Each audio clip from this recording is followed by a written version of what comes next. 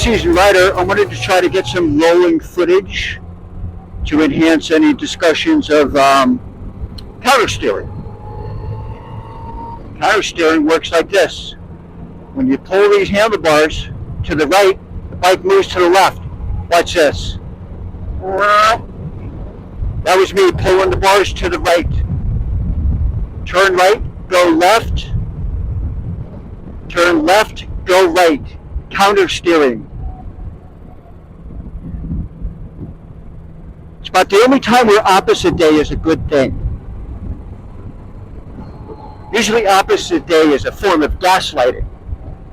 But when it comes to motorcycles, it's real. We are counter steering when we go around bends and make turns on motorcycles. The difference is whether we know it or not. And that's where riders get into trouble. So right now, I'm going around this completely gentle left-hand bend here, and I am counter steering, and so are people who are riding motorcycles that don't know they're counter steering. They are, because that's the way inline gyroscopics work. They don't have a choice.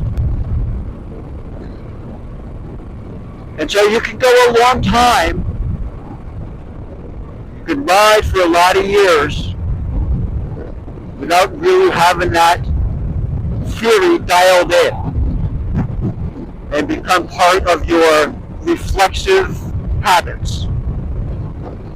And it doesn't really matter too much unless it's time to do an evasive maneuver. Like a car just suddenly pulls in front of you, too close to stop, you need to counter steer around it, and that would be like this. And that's because I snap the bars to the right. Watch this again. Turn right, go left. See how fast you can make that maneuver? And on the right bikes,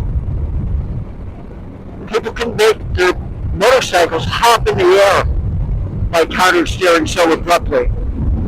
That's why I recommend that. On the old Boomer bike here, the Goldwing, but that's how counter steering works. And it's a lot of fun for people who suddenly get that down. Like their ride and their enjoyment of riding completely changes.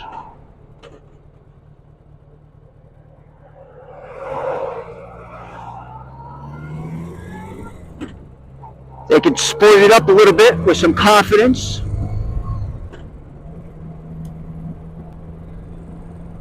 I'm not talking about dragging pegs. I'm not talking about a track attack and late braking, hit your apex, get back on the throttle in the gear you want to be in. I'm just talking about not having to slow down for every corner, not grabbing your brakes, and letting the counter steering doing the work. So right now, and it's one of the ways people ride around confidently with one hand, because they're just pulling and they're pushing. Pull to the right, bike goes to the left. Push to the right.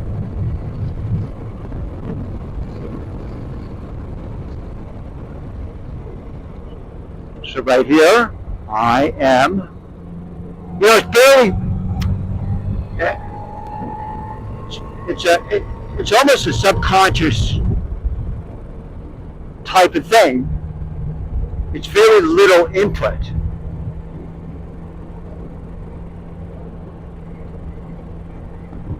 Like very little. But I am pushing the handlebars that way. And I will pull them that way. So it turns the wheel in the opposite direction of the corner. Right now I want the front wheel to go like that. Because what these handlebars, what they should be called, is lean inducers. It's the lean that makes you go around the bend, not the direction you think you're steering or pointing your front wheel in.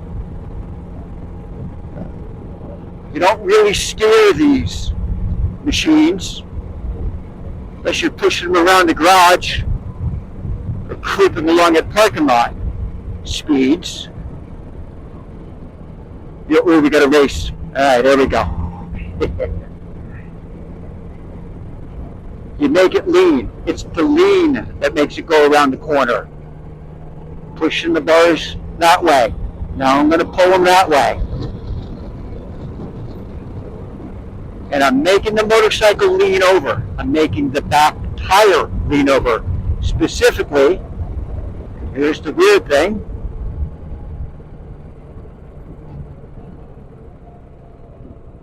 It's the back tire that steers the motorcycle. The front tire creates the lean, and depending how far you lean the back wheel over, the back tire over, that's how sharply you can go around the bend. So you can just notch it down. You can lay it down.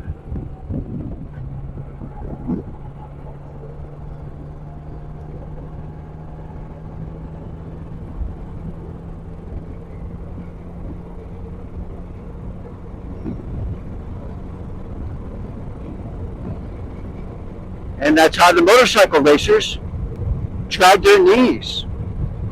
They just have it cranked in. So to continue the discussion on counter steering, which is counterintuitive. So I know from talking with people that have ridden for a long time, it still hasn't quite sunk in. They never really studied it in the first place. But it is the way a motorcycle operates. Nobody has a choice in that. It has to be instinctual. Counter steering has to be instinctual. I'm talking about safe driving, comfortable, and having a little fun. Get through the bend, getting through the twisties, with a little bit of action going on, comfortable. And you can really dial it in. You know, this is an exaggeration, but you turn the bars to right, you can go boom. This is total exaggeration, but you could start to notch your bike down, depending on your speed, and you can pop it back up, right? So it's like this. This is a total exaggeration, but that's the dance. It's fun too when you get it down. So if we turn these bars to the right, motorcycle is going to lean over to the left on its left side, kind of the way it is now on the side stand. And when it does, it's actually the back tire that steers the motorcycle. So I'll show you what I mean by the back tire doing the steering. Okay, leans to the right, turns to the right. Push easy. There we go.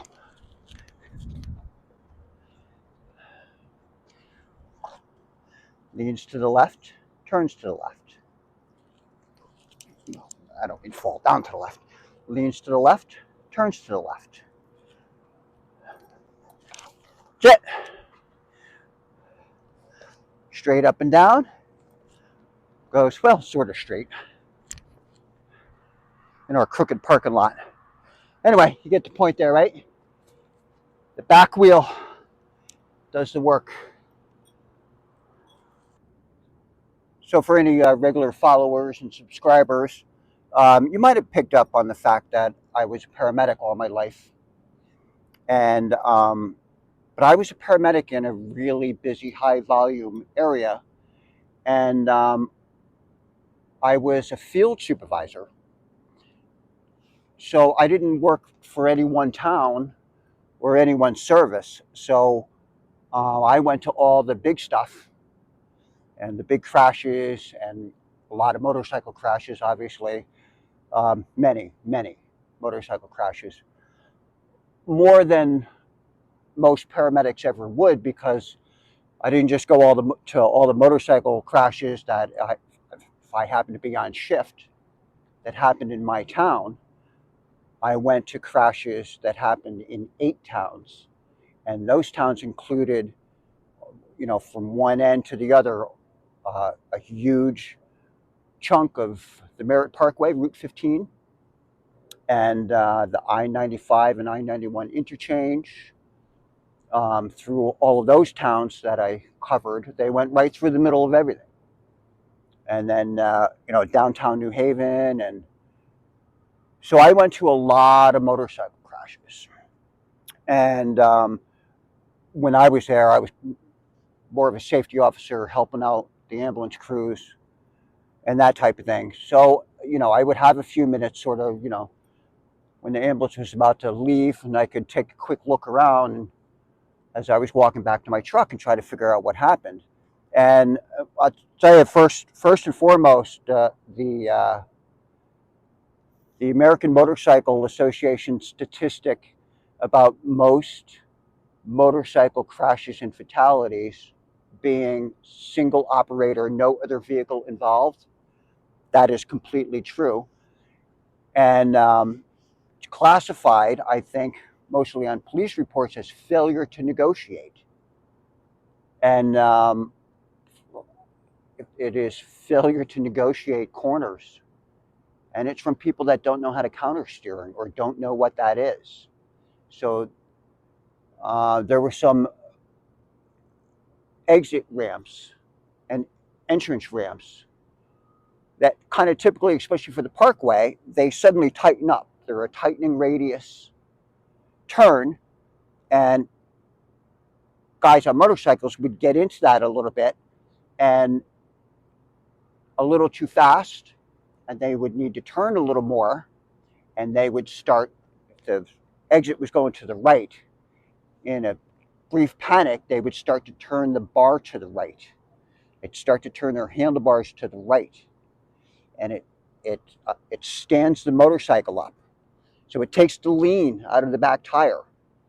So they're standing it back up. And if you stand it back up, then it's going to start to go wide and it veer off the road, off the exit, sometimes with tragic results, not just fatalities, other ways to be tragically injured, life-altering injuries. I saw many, many times. And it was all failure to negotiate. It was because they weren't counter steering. So it wasn't, speed was a little bit of a factor. But even if you go in a little bit hot, you can just dial in more lean and you'll come through it. Like, it's not going to slide out from under you. You can put these motorcycles on their side. If just rubber is touching the road, it's going to stick to the road. It's when other hard parts touch the road, pegs and whatever exhaust and things people have hanging off their motorcycles, and they clip the pavement. And then you'll do what's called a low side, which is bike goes down and off you go. But as long as it's just rubber on the road, hopefully in tires that are properly inflated, you'll make the turn, even if it seems like you're going really fast. So that when that turn tightens up, you got to just dial in the lean and make it through the corner.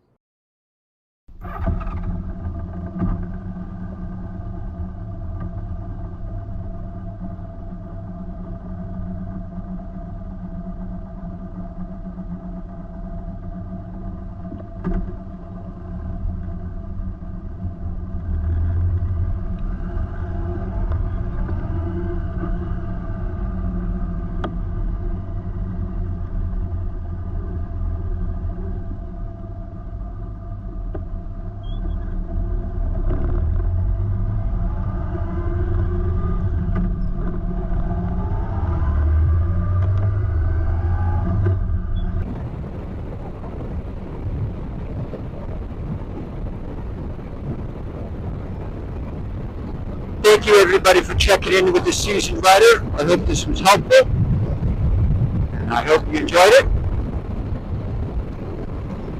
You stay safe out there. Enjoy the ride.